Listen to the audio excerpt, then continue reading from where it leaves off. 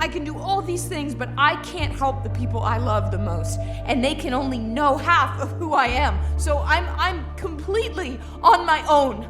Imagine a version of the Spider-Verse story where Gwen never gets any real depth, where she exists only as Miles's love interest and a cheering side character who shows up when he needs support and nothing more. Fortunately, that's not what we got in the films, but it's interesting to picture how different the franchise would be if the creators had taken that lazy route.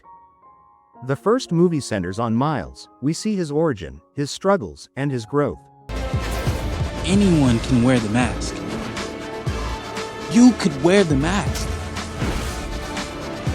If you didn't know that before, I hope you do now. If the series had stayed 100% focused on Miles from the start, never giving Gwen her own space or story, the whole emotional core would have been weak. In the first film, the writers could have given us the classic predictable ending. The protagonist gets the girl, they kiss, roll credits. That's the easy familiar payoff lots of stories use. Instead, the filmmakers made a smarter choice. They held off on any quick romantic payoff and chose to build Gwen's character more fully.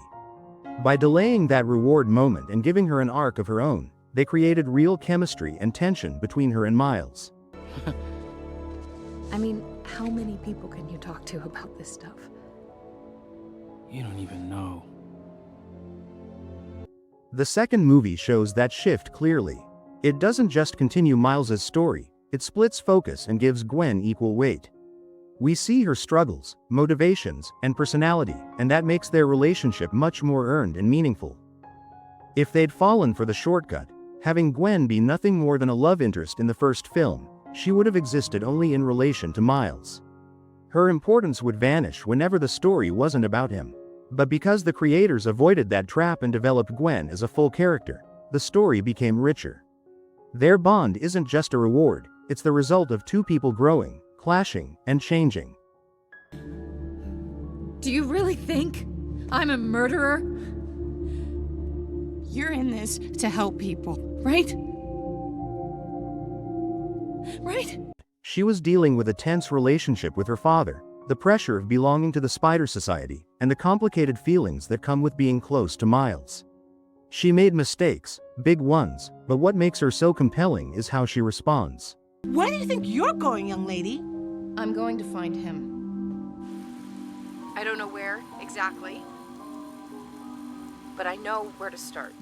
One thing I learned from Miles: it's all possible.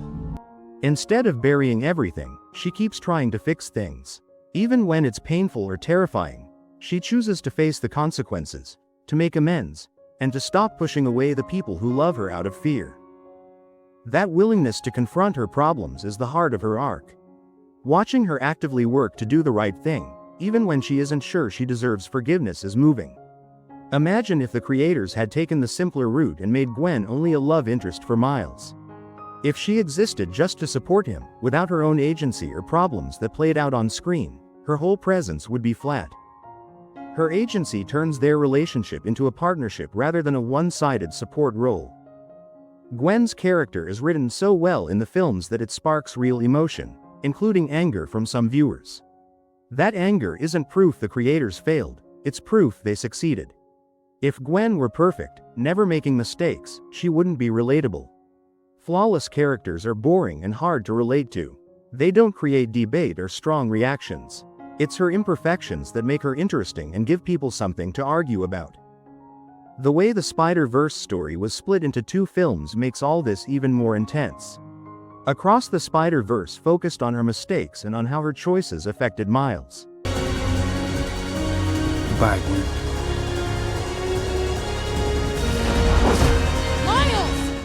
We only see the beginning of her trying to fix things, a glimpse at the end that leaves the big payoff hanging on a cliffhanger. Because the resolution waits until the next movie, people who watched the first part and felt frustrated didn't get to witness her full turnaround.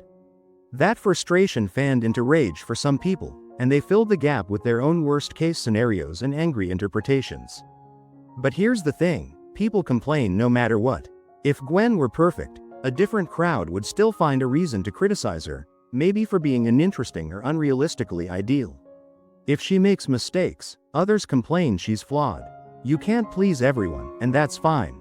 What matters for the story is that those mistakes serve a purpose. Most memorable love stories hinge on someone screwing up at some point. Conflict is what makes reconciliation meaningful. In Gwen's case, it's especially striking because the misstep didn't come from the protagonist but from the love interest. That reversal gives the relationship more complexity and surprises us emotionally. That complexity is part of Gwen's appeal. She's not there to prop up Miles. She has her own agency, her own growth, and her own consequences to face. The creators let her be a living, messy person, which makes her journey powerful. Now the future of Miles and their relationship depends on what she chooses to do next, and the good news is she's shown she's willing to do whatever it takes to set things right. I just hope she doesn't get him hurt.